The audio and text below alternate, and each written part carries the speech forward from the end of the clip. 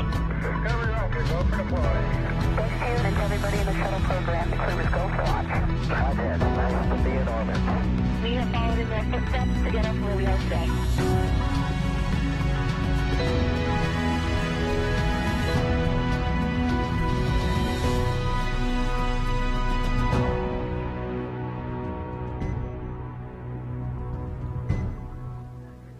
Good afternoon. I'm Megan Cruz with NASA's Office of Communications, and welcome to Kennedy Space Center on the Space Coast of Florida, where we are once again poised to make history. This time with NASA's Boeing crew flight tests set to lift off on a United Launch Alliance Atlas V rocket from Cape Canaveral Space Force Station's Launch Complex 41 on Monday, May 6th at 10:34 p.m. Eastern Time. NASA astronauts Butch Wilmore and Sunny Williams will be the first to fly on Boeing Starliner, making this only the 6th time NASA has flown a new crew transportation spacecraft. And here to speak with all of you about the recently completed launch readiness review, as well as any other updates we have on the mission, are leaders from NASA, Boeing, and ULA, also a launch weather officer from the 45th Weather Squadron. So let me introduce them to you now. No stranger over here, NASA Administrator Bill Nelson. Then we have Steve Stich, Manager, NASA's Commercial Crew Program. Then joining us virtually from Houston, Dana Weigel, Manager, NASA's International Space Station Program. Back here on the dais, we have Jennifer Buchli, Chief Scientist, NASA's International Space Station Program. Mark Nappi, Vice President and Program Manager, Commercial Crew Program from Boeing. And then Gary Wentz, Vice President, Government and Commercial Programs over at ULA. And then Brian Cizek, Launch Weather Officer, 45th Weather Squadron, Cape Canaveral Space Force Station.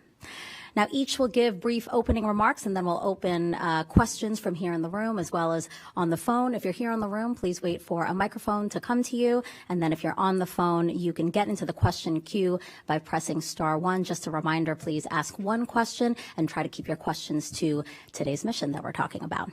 All right, Administrator, go ahead. Thank you, Megan. This is a test flight that brings to bear all the things that the title implies.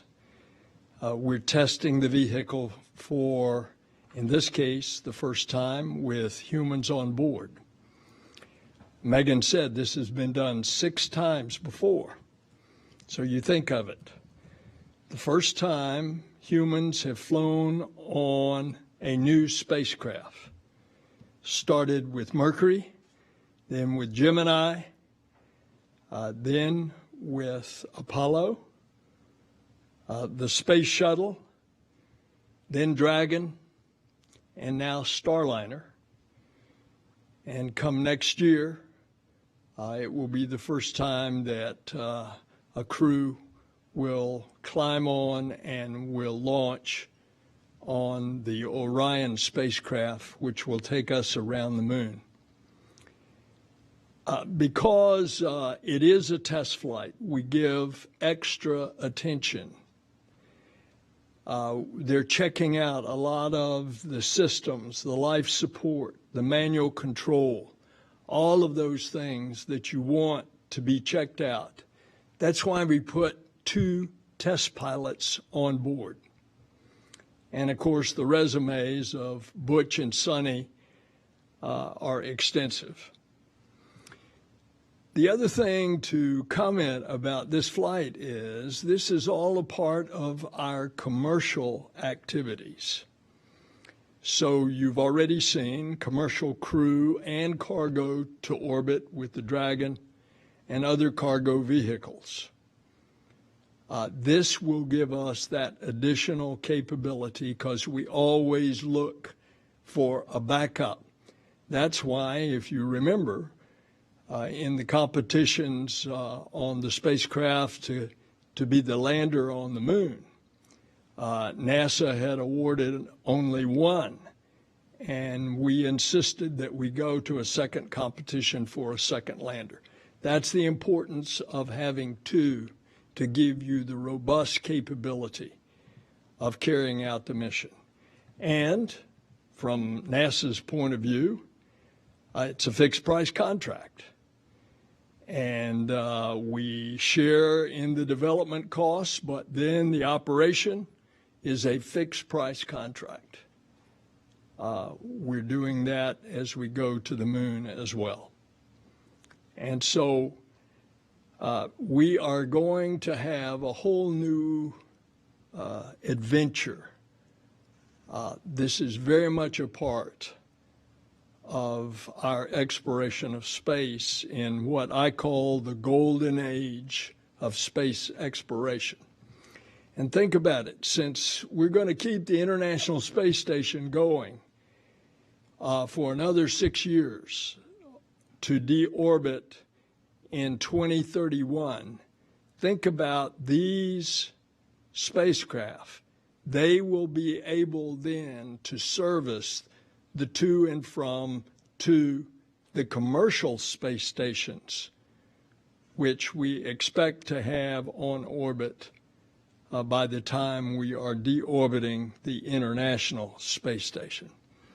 So it is a historical day. It's a wonderful day. Oh, by the way, one other historical fact. This is the first time since Apollo 7 launch that a human astronaut launch is actually on what used to be the Air Force, Cape Canaveral Air Force Station, and now is, of course, Cape Canaveral Space Force Station.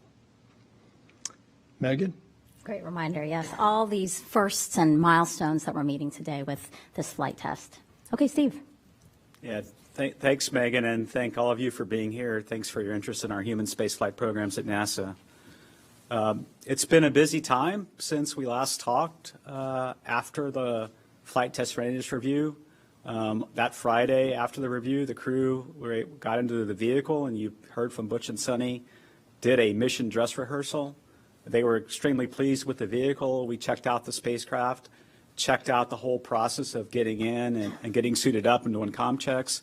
That all went really well. Have a few things to move around in the cockpit based on Butch and Sonny's input, but that went extraordinarily well.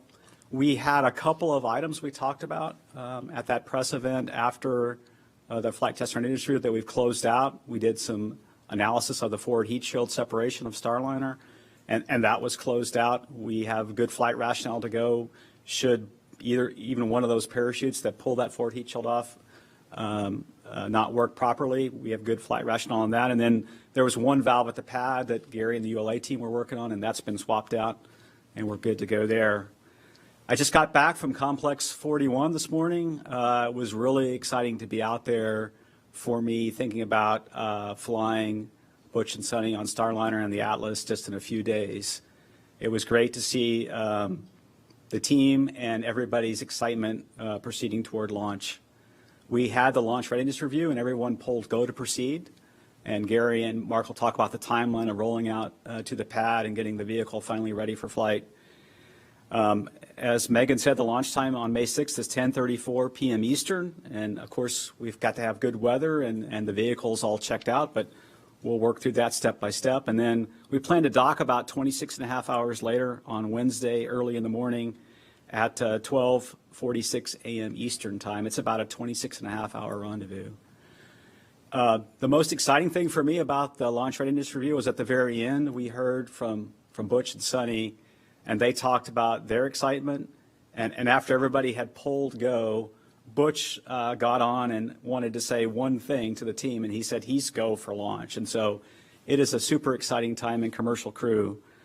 You know, the LRR is one of the last major milestones. We'll have a Starliner mission management team on Saturday to review a couple final items and talk through the weather, but I don't see any big items coming up there.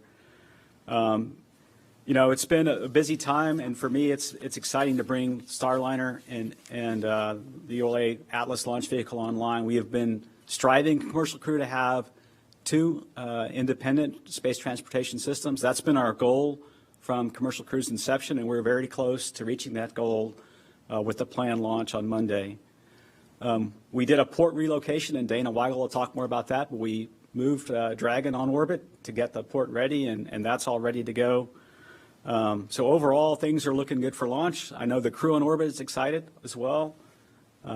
Mike, Matt, Jeanette, and Alexander about having Butch and Sonny on board. We'll take it one step at a time, work our way through the events over the next few days, and when we're ready, we'll launch hopefully on Monday.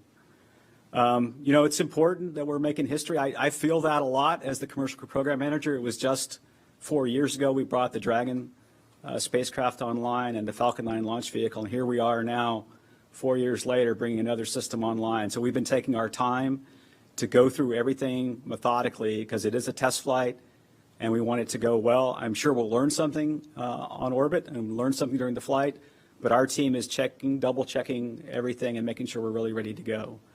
So I want to thank our entire team on the commercial crew program within NASA, the Boeing team, our international partners, United Launch Alliance. It's been a lot of work to get here. We have a little bit more work to go. We're going to take it one step at a time, and we'll launch when we're ready. And back over to you, Megan. Steve, thank you so much. Dana, over in Houston again, joining us virtually. All right, thank you all for joining us today to hear more about this historic mission. This is a really critical milestone for the agency, for commercial crew, for ISS, and also for our international partners who will one day fly aboard the Starliner vehicle. You've heard it mentioned, but just to reemphasize, having two different U.S. crewed vehicles that can travel and take crew to ISS is really important for us. It helps us with any number of different off-nominal scenarios that we could encounter. And so this crewed flight test is a critical stepping stone to reach that broader goal. Steve mentioned it, but on orbit yesterday, Crew 8 got into their crewed Dragon vehicle, and they relocated their spacecraft from the Node 2 Harmony forward port to the Node 2 Zenith port. That frees up that forward port for the Starliner vehicle. Just this morning, the ISS mission management team convened to review our readiness for CFT. Everyone polled go. We only have a couple open items on board. We've got an inspection using the robotic arm of that Node 2 forward docking port, and then we've got to go put the arm in a stowed location. We'll finish that this evening. We're not working any other issues related to the mission, so everything continues to go very smoothly on board ISS. Once Starliner's in free flight, the ISS team will follow along with the performance of the spacecraft. We'll do that evaluation along with the commercial crew and Boeing teams, and then on Tuesday afternoon, evening, we'll have another ISS mission management team to review the overall spacecraft performance and to give the final go for integrated operations and docking. Once Butch and Sonny are on board, they'll be there for a little bit over a week. Their primary activities that week are focused on Starliner itself. They'll put it through its paces. They'll look at configuration of the emergency equipment in their spacecraft. They'll also do some other activities that will verify operations that we will ultimately need for some of the longer duration missions. To recap some of the other things that have gone on with ISS, a little over a week ago, Roscosmos did a spacewalk. They deployed some payloads and some external hardware outside ISS. Then last Sunday, we had the undocking of the SpaceX 30 cargo mission. About a day and a half later, that successfully splashed down. SpaceX 30 was carrying about 4,000 pounds of research and scientific investigations back to Earth. We're very much looking forward to this crewed flight test. We're excited to have Butch and Sonny on board, and we're really happy that we're making great progress towards our overall goal of having 2 U.S. crewed providers. And with that, I'll hand it back to Megan. Dana, thank you so much. And, we're talking about having a robust commercial crew program. That'll obviously have an impact on the station, right, Jennifer? Absolutely. So more crew means more science. So we could not do the science that we do on the International Space Station without it being enabled by the crew. To date, we've done almost 4,000 investigations and serving over 5,000 researchers. The crew is dedicated to conducting the science on ISS, as well as participating in the science themselves. So on this particular mission, the crew members will be part of 2 human research studies and will be carrying hardware on the vehicle to enable another human research study for our international partners, the European Space Agency. The crew is going to be participating in a study called Pilot Egress Fitness. So as we look at going back to the moon and onto Mars, it's really important for us to understand the physiological impacts of spaceflight on crew members, especially as we look at them entering a partial gravity environment. So when will they be able to egress the vehicle? What type of tasks will they be able to do? And this will really feed heavily into the architecture of the missions that we plan, as well as seeing how we can support the crew. Do we need countermeasures? How can we best make them successful on the surface? So after exiting the vehicle, they will do a series of studies and tests where they traverse a ladder. Eventually, this test will evolve into where the crew will do suited EVAs. We're not going to do that for this particular flight. And then we're going to overlay that with their bone and muscle data that we've collected pre and post-flight to take a look at their performance. The other investigation they're participating in is a spacecraft occupancy risk. This is where we're going to be looking at the forces experienced by crew to help us build better models of what those forces look like for both reentry as well as landing. This is very similar to what's done in the auto industry. We're going to be collecting data pre and post-flight on the crew, on their physiology, as well as taking a look at things like seat accelerometers, video collected, and even surveys on the crew members' experience. And then finally, the crew is going to be bringing up hardware to support a European Space Agency investigation called Immunity Assay. This is going to be looking at crew members' response and how we see change to the spaceflight environment and their immune system. So in particular, their white blood cells. This one's really interesting because before we've always had to return those samples to the ground, and now we're going to be able to analyze them on board. Thank you so much. Again, a reminder that this is a test flight of so many different things, not just the vehicle, not just the spacecraft, but also our astronauts as well. Okay, Mark. All right, thanks everybody for being here today. Today we had the last of a pretty long list of reviews that led up to this, and today's was just like all the rest, and it showed how well aligned and how ready we are for this mission. As of last night, we had 0 constraints to launch. And really all we are looking forward to now is the work that we have to do this weekend to get ready for Monday. That includes, of course, rolling tomorrow to the pad, configuring the spacecraft for launch. So to do that, we'll open the hatch. We'll do some final cargo and configuration for crew ingress. And then we'll do some power up and some health checks to make sure the vehicle's performing properly. Then we go right into launch ops and lead us up until Monday night. We'll have an L-2 day on Saturday, and if necessary, an L-1 day on Sunday. And really the purpose of those meetings is just to make sure the team has got everything they need, review the weather, and just address anything that may come up over those last 2 days. Last thing I'll talk about is really the team's readiness. And boy, I couldn't be more proud of this team. We came back after the holiday, and we had planned to be ready on March 1st. Knowing that our window was sometime in March, April, May, we said, let's just be ready for whenever the International Space Station can accept us. And so we came back after the first of the year, and we had a safety check-in. And we talked to the team, we said, and Butch and Sonny came over and shared some of their experiences and told them how excited they were about what was ahead of us. Told the team at that point, we don't have to hit the ground running. Let's just start slow, let's build momentum, and let's peak at the right time. And that's exactly what they've done. We're at peak performance right now. And we're really looking forward to executing this weekend, executing a launch, and executing the mission in the same way that we got here. So thanks to Steve, thanks to Gary, we're ready to go. Thank you, Mark. Gary. Good afternoon. Thank you all for participating, tuning in online for this. We're really honored to be prepping for this crewed flight test and to initiate Sonny and Butch's journey to the space station.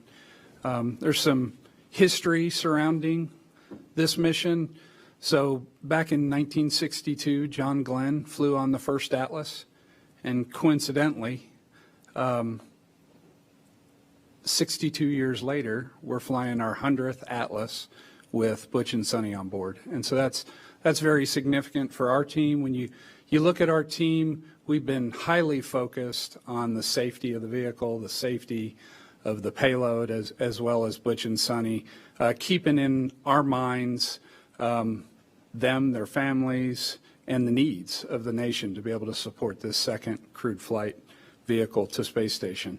Butch and Sonny have spent a lot of time in our facilities interacting with every employee within the ULA team, and they've become part of our family as we've moved forward. You know, we see them on a regular basis. They refer to the hardware as their hardware.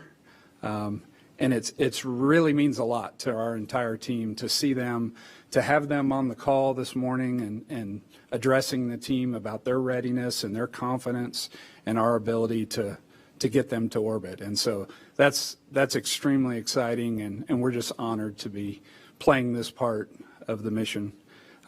For this, we designed 2 different technologies to support human spaceflight. We put an emergency detection system on board that monitors all the vehicle systems, and in the event that we had an off-nominal performance of one of those systems and it required the crew to perform a abort, this will actually automatically trigger that abort. So we monitor those systems and pay close attention to that, as well as designing a dual-engine Centaur, which is really bringing it back from a heritage vehicle that we flew previously and what we're flying in the future. So Vulcan Centaur is also a dual-engine Centaur. So we have that specifically for this mission as well. Going forward, you know, we also have a ascent team that's focused specifically on monitoring the vehicle systems, communicating with our flight operations team in Houston, and relaying that information to the crew throughout the mission. So the team is wholly focused around the crew and crew safety, and really appreciates the partnership and confidence of both Boeing, NASA, and the flight crew to fly on board the Atlas V. Like has been mentioned, the vehicle is very clean. This is one of the cleanest flows that we've had. It's been a pleasure to come to the different flight test readiness reviews, the flight readiness reviews, and not have issues to talk about. We had some minor things that we've worked through, some experiences with coming right after a Vulcan flight into an Atlas, and so we've updated our systems for that transition to be able to continue flying Atlas and Vulcan for the next couple of years. So with that, we'll continue to watch through launch as well as landing and recovery of the crew and the vehicle before we deem mission success. But everything's looking great, and looking forward to roll tomorrow. With that, Megan. That sounds all great, Gary. Thank you. And now, Brian, the weather really couldn't be any better, huh? Yeah, you know, it's generally a pretty good sign when the weather guy has a smile on his face. So happy to bring some pretty good news here. Before I start, I want to acknowledge Dr. Brian Belson. He's leading the launch weather team for this mission that I'm filling in for today, and he's working hard on a lot of these forecasts. But yeah, as I alluded to, the weather looks very favorable here at the launch site for the Monday evening launch attempt. We are still a few weeks away from our summer thunderstorm season here in East Central Florida.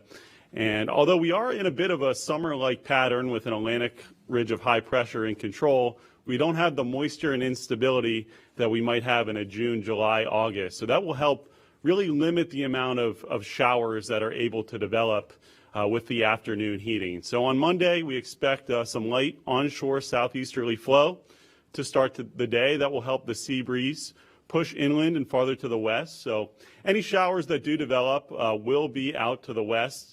And then as we get later in the afternoon, into the evening hours, and then after sunset, we'll start to see any of that shower activity begin to die off as we head closer and closer to T0. So overall, the weather does look very favorable here at the launch site. Our official launch forecast as of right now, if we could bring that up, that's a 5% probability of violation, so a 95% chance of go here at the launch site. I do want to caveat and say we also work very closely with the Spaceflight Meteorology Group out in Houston that's led by Tim Gardner, and being a crewed launch, there are some additional weather considerations that the entire team is looking at, specifically for crew safety. So they're looking at weather all along the ascent corridor to make sure that we are good to go for launch. So we'll be monitoring that very closely. This percent go here does just encapsulate the weather here at the launch site, and we monitor for a set of rules called the Lightning Launch Commit Criteria that are designed to protect not just against natural lightning, but rocket-triggered lightning. A rocket can actually trigger a lightning strike that would not have naturally occurred.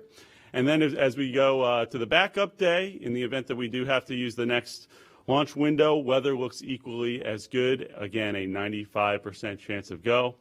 But if Mother Nature does throw a curveball at us, the launch weather team will be on console and watching very closely, and we will be ready to go. So, Megan, back to you.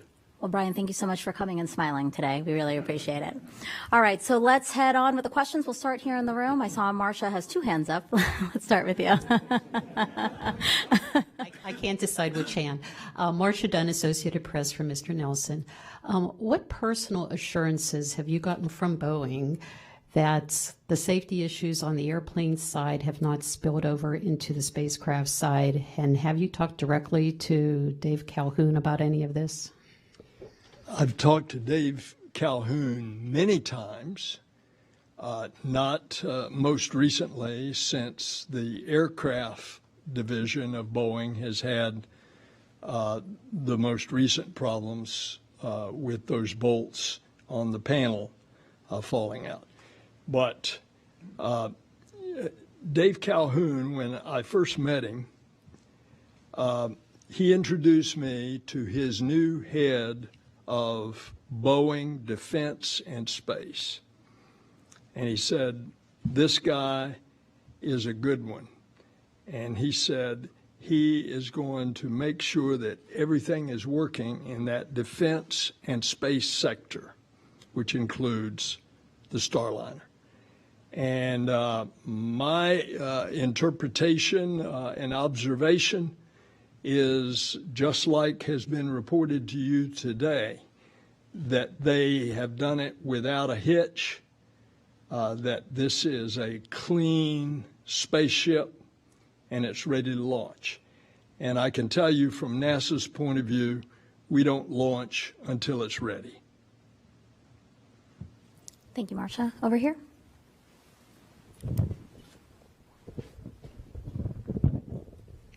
Jeff Faust of Space News. For Gary, besides the emergency detection system and the dual-engine Centaur, is there anything different about this Atlas V from other previous Atlas Vs? Is there hardware or procedures, anything that might account for, as you said, the very clean flow leading up to this launch?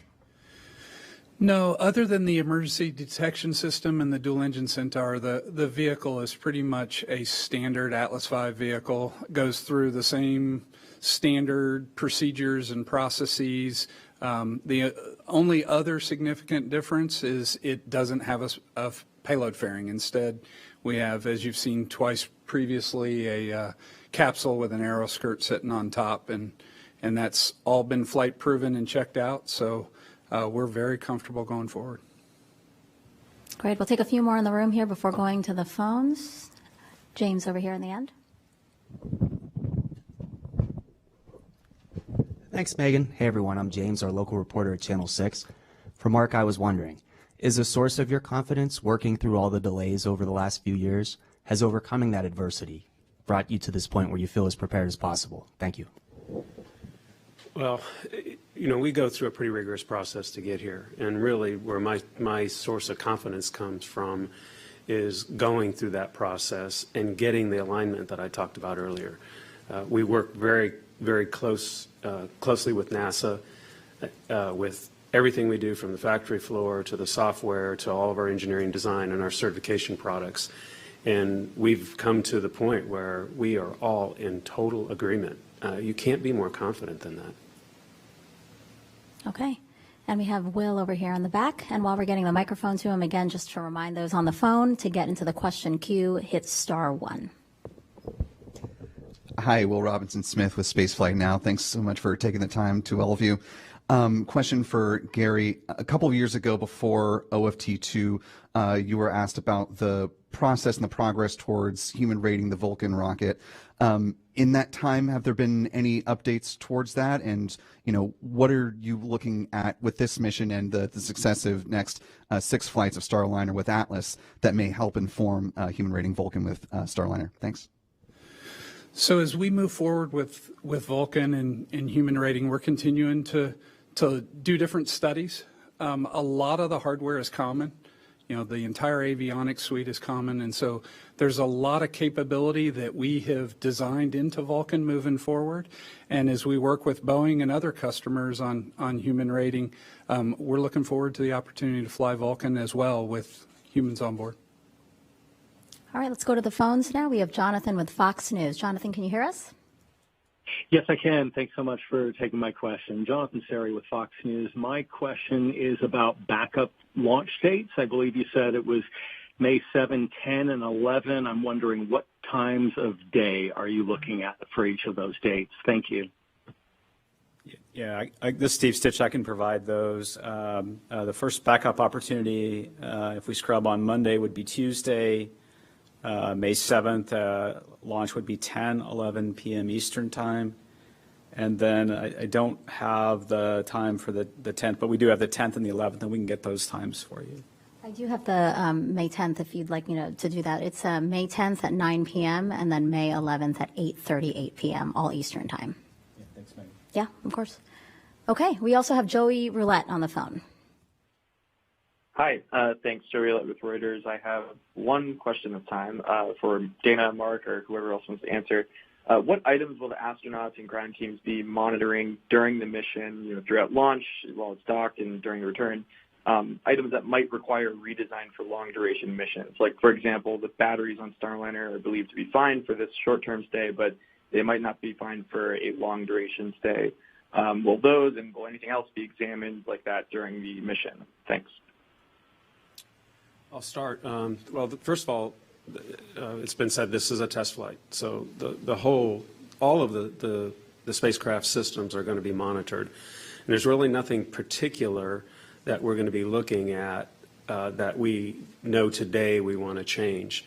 We have some things like the batteries that we are working to potentially modify and upgrade.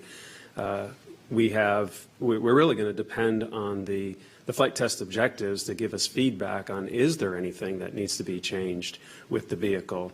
Remember, we talked about the purpose of this mission is to last time we flew the vehicle it was autonomous. This time we're flying it with people, and we're going to really check that interface between the human element and the vehicle itself. And so we're going to be relying on a lot of that feedback on any future modifications that we want to go make.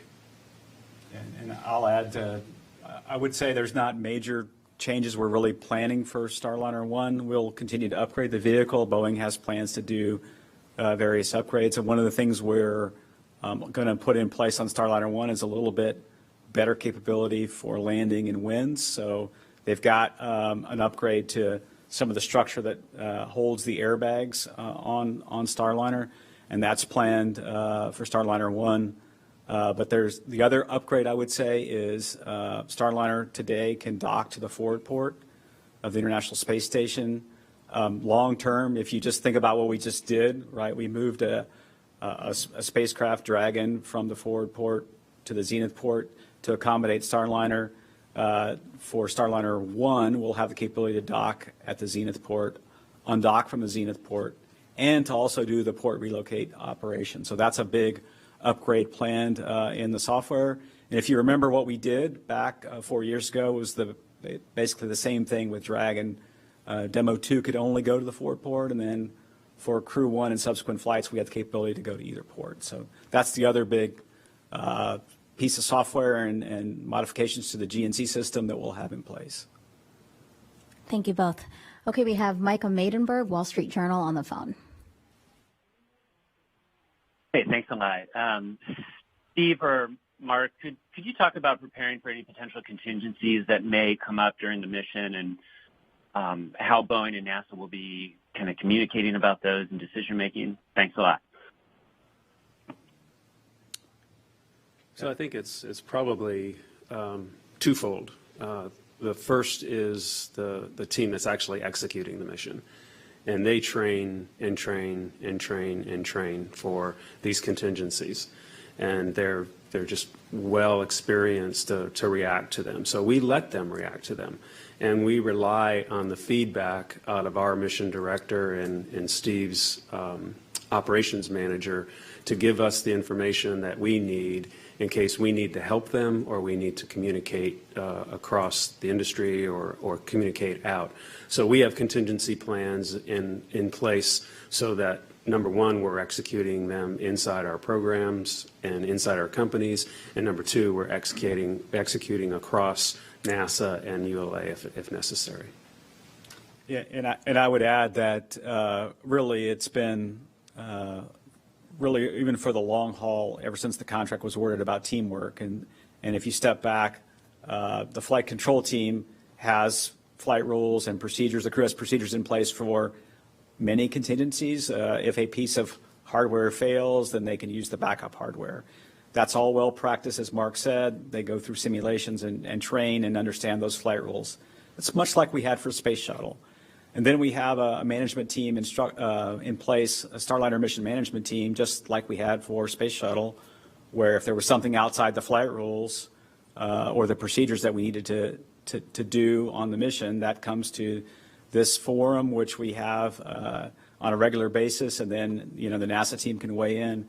NASA will be following along the flight step by step. We have people in the control center.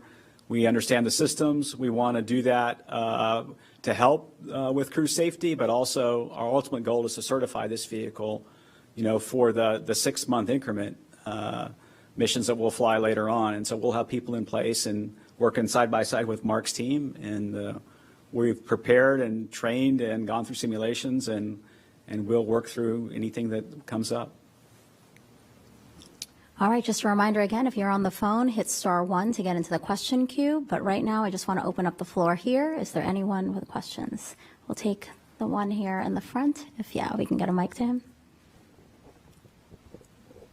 Yusuke Tomiyama, the Yomiuri Shimbun, Japanese Daily. I have a quick question to anyone who can answer. Japanese astronaut Kimiya Yui and Takuya Onishi will fly to the International Space Station around 2025.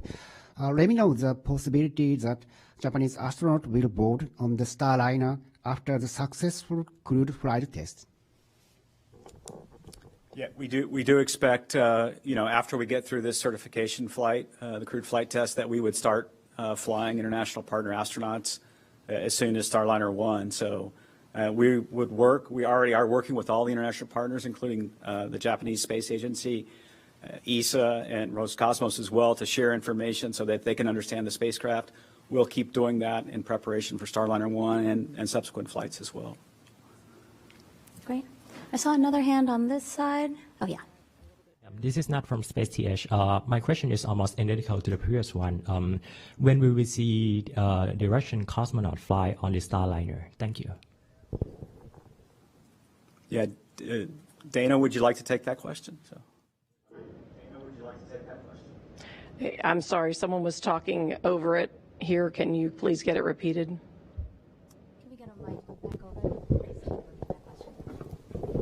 So my question was, when will we be able to see the Russian cosmonaut fly aboard the Starliner?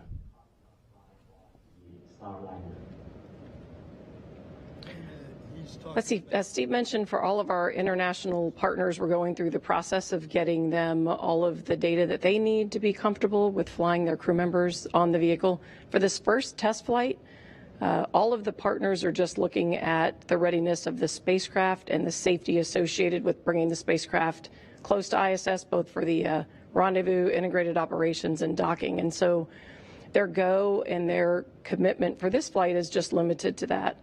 Once we have the results from this crewed test flight, we will share that data with the partnership, and they'll use that to go through their own readiness and approval processes.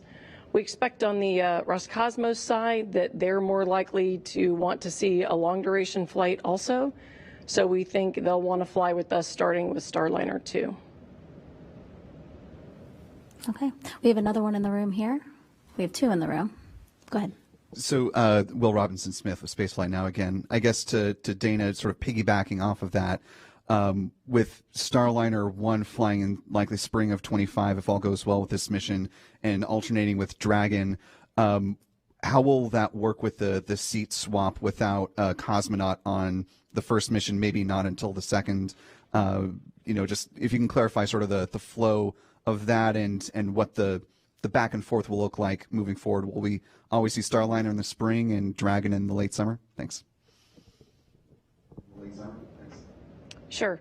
We're still working through that with our Roscosmos counterparts. It's our desire to continue to do integrated crew. We think we just have a lot more robust capability overall, similar to the reason why we want different crewed vehicles. It protects for a lot of different off-nominal scenarios. We intend to still fly crew members on the Soyuz vehicle, but we haven't reached agreement yet for that for the overlapping period with Starliner 1. So that's still work in front of us. But the expectation is, even if we can't make that swap work, we'll go back to the integrated crew and swapping for all the rest of the flights. In terms of the cadence of the flights, the idea is once we anchor the first Starliner 1 mission, we will alternate providers, so you'll have Starliner Dragon alternating back and forth at 6-month intervals. Thank you, Dana. One in the room here. Thanks for being here. What are the differences between flying a 2-member crew as opposed to 4? Are there things that you're going to glean and learn from this one that will? Are there big gaps or differences, or is it the same no matter how many number that you have on board? And that probably is for probably Steve. Yeah, that's a great question. One of the things we're going to do while we're docked is do what I would call a habitability evaluation. So we're going to get extra crew members in the vehicle and just think about, what it would be like with 4 people. I think Butch and Sonny will also help us out, right? They'll go through how you sort of live and work in space in Starliner with just those 2, and then I think they're such experienced test pilots and such experienced astronauts, they'll be able to give us a feel for what is it going to be like to have 2 additional crew members. The vehicle itself is designed to be flown really by a single crew member with the ground helping them. And so we always want to have a backup, a commander and a pilot. That's just our heritage and tradition, just like in the aviation industry. But adding a couple extra crew members, it's really about habitability, how are things going to be working, sleep, and those sorts of activities. And I think Butch and Sonny will give us a good feel for that after this flight. All right, let's go back to the phones. We have Gina Sinceri from ABC News. For Dana, how important is this mission to add robustness to your systems on the space station? It's a great question. I know you've heard it said by a number of the speakers today, and so I think I'll just share with you an example. When we had the Soyuz leak on board and the Soyuz issue, the first discussion point was, if we need to, how do we safely get the crew home? And in that case, we had plans for contingency coverage. If we had to bring the whole crew home on a SpaceX Dragon, we could have done that. And so the more dissimilar capabilities you have, the more robust you are for dealing with issues that could arise on board, or issues, for example, with the launch vehicles. So today we're all launching on Crew Dragon vehicles. We've got the F9. If for some reason there was a problem that could have affected the fleet and you've got to stand down for a while, having another provider is really, really important. The space station is designed to be continuously crewed. We need the crew up there to take care of the vehicle systems. And so if we had a period where we didn't have crew there, we could suffer a lot of degradation to the vehicle itself. And so really, really important for us to have robust and redundant capability to keep us crewed and keep the vehicle healthy. Thank you, Dana. Also on the phone, we have Tim Fernholz, Payload Space. Hello, everyone. This is a question for, I think, Mark. I'm just curious, looking at the history of this commercial crew program in Starliner, it's certainly been up and down, and I think we hope to see them fly earlier. But now that we're at the launch pad, I was curious if you could maybe compare and contrast with other Boeing programs you've been involved with, and give us a sense of what makes Starliner unique and why it has taken this path to get to the launch pad. Thank you. Design and development is really the phase that we have just come out of and are ending and going into operations. And design and development is like it's constant ups and downs, but the overall slope is always up. So that's where we've gotten to today. We're on the slope we're basically at the top of that slope and now starting to get into operations. It was typical on SLS, the program I was on previously, and then of course I was on shuttle for most of my career in the early days of operations, and it was almost similar, just because you're maturing in the life cycle of operations. So this program has been maturing over the last 10 years. It's pretty typical that a human spaceflight vehicle from design to flying humans is about a 10-year period, and that's where we are. Okay, we also have Joey on the phone again from Reuters. Joey, can you hear us? Yeah. This might be I don't know if somebody already said this or if I should already know this, but I'm just curious if someone can speak to how autonomous Starliner is in general. Like, can we put a percentage on that? Is it 100% autonomous? And then, what part of that could astronauts manually take control over in the event of a contingency with one of those systems? Thanks. Okay, I can start. Well, first of all, it's fully autonomous. We have systems, or we have ability for the crew to take over control, and then we have an additional ability for what we call a backup flight case, where we can totally eliminate the flight computers and fly the vehicle manually. So it's a quite versatile vehicle, and it's designed to have these backup systems and to be a kind of crew-friendly vehicle. Steve, anything to add? I mean, we demonstrated it is autonomous, right? Orbit Flight Test 2, we demonstrated that autonomous capability with no one on board, the vehicle autonomously launched, separated from the launch vehicle, from the Atlas V, got on orbit, did a series of rendezvous burns, got close to the space station, and then did the whole rendezvous profile with the software on board the vehicle and then the ground team monitoring it. So it is quite capable vehicle of autonomous flight, but it also, I think as Mark said, has a tremendous capability for the pilot to fly in various modes, and we're going to demonstrate some of those with Butch and Sunny during the flight in terms of doing some manual flying toward maneuvering and pointing the vehicle, and then once we get on the final approach to the space station, when we get up on that final phase, Butch will make some command inputs and demonstrate the ability to fly Starliner manually. So, thank you, Mark and Steve. All right, I think there's some more in the room here. Yeah, let's. Who's going to get to him first? Jeff Faust of Space News again. Question probably for Steve. We had a passing reference earlier to abort weather. What differences, if any, are there in the abort weather constraints for Starliner versus Crew Dragon? Yeah, good question, Jeff. I would say the abort weather constraints are very similar. Let's just start at the launch pad. We have a criteria we want, if something should happen to the launch vehicle, which we don't expect it to happen in a contingency, the spacecraft can separate, Starliner can separate and then land in the water. So there's a onshore wind component we've got to go look at. So far that's looking really good. And then up the East Coast we have a criteria for abort weather, and so far that's looking fairly favorable. The only differences between Starliner and Dragon are really the staging points are a little bit different. The Atlas first stage, it takes a little bit longer to burn out, and so that staging point's a little further north than for Dragon and Falcon 9. But basically it's very similar criteria. We're looking at sea states, precipitation, winds at splashdown points, and looking at the overall risk of that for that ascent corridor. Thank you, Jeff. Marcia, right behind you. Danielle. Marcia Dunn, AP for Steve, probably. If you launch on the 6th and you dock on the 8th, what's your working date for landing? I mean, what's the earliest you could land? What date would that be?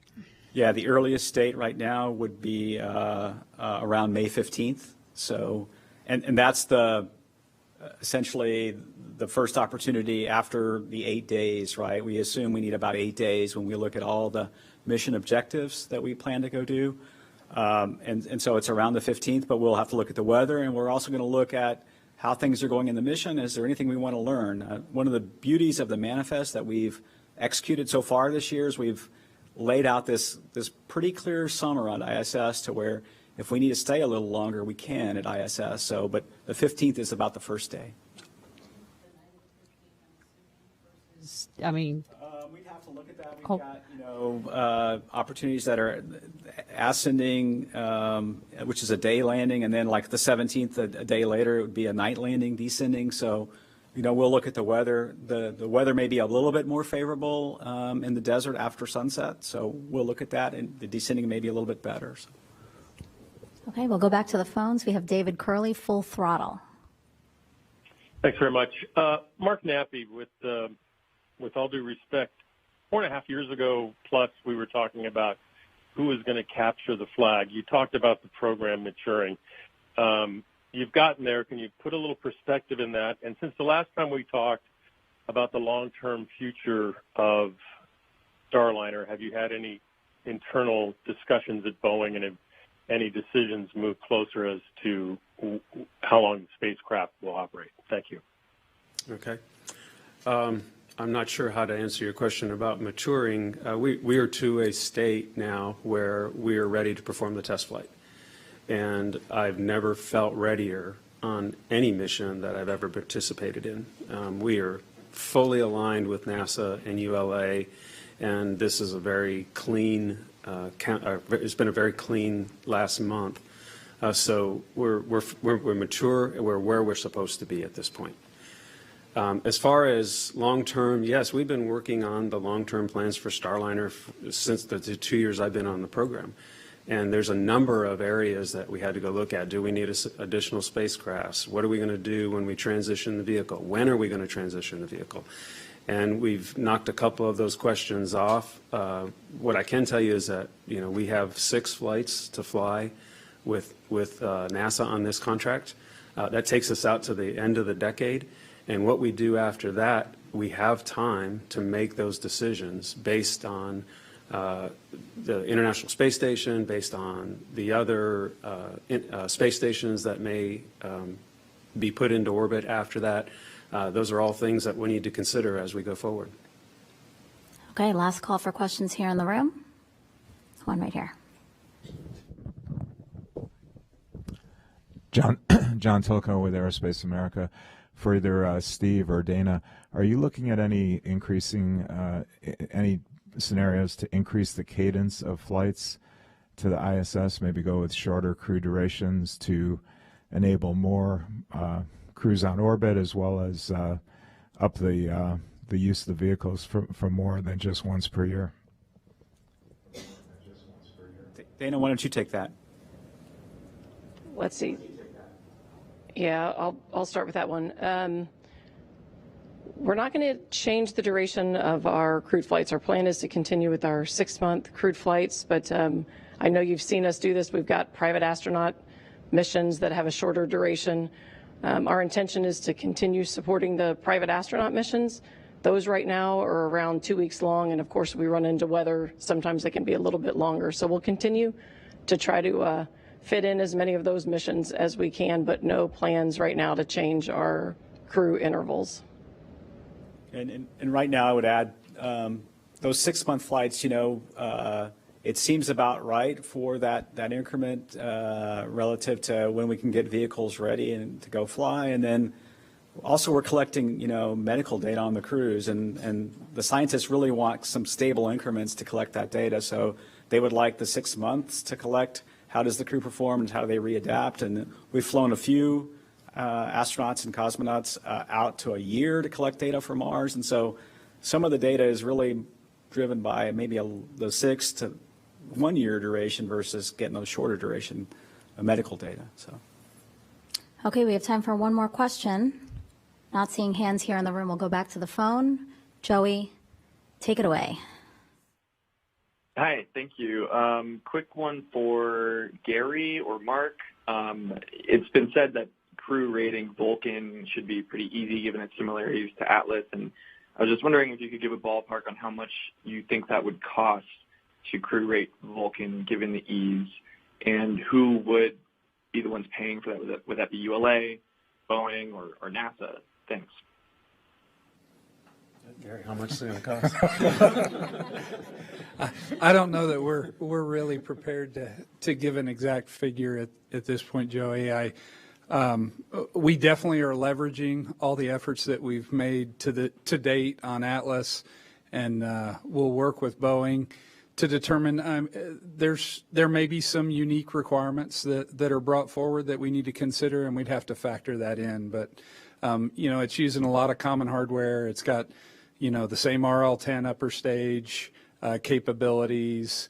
We'd have a new BE-4. We'd have to look at that and some of the hazards that are encompassed around that configuration of a vehicle. But whether it's faired or unfaired, those are things that we'd have to work with NASA on the requirements. But I'll just add, we have been working with Gary and ULA on what it would take to use a Vulcan for additional flights after the 6.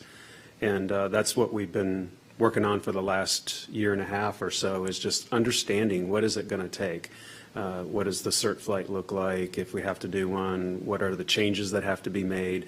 And so we have a pretty good understanding of that now, and we're just looking forward to making those decisions when it's time. All right. Well, thank you, everyone, for your questions, your interest in the Commercial Crew Program, in the mission that we're talking about today. As everyone said, we are go for launch of NASA's Boeing crew flight test with NASA astronauts Butch Wilmore and Sunny Williams. Again, liftoff is scheduled for 10:34 p.m. Eastern Time, and our live coverage on NASA TV, NASA Plus, and the agency's social media channels. That will begin 6:30 p.m. Eastern, again, Monday, May 6th. So we hope you can join us for this momentous historic milestone, and have a great rest of your day.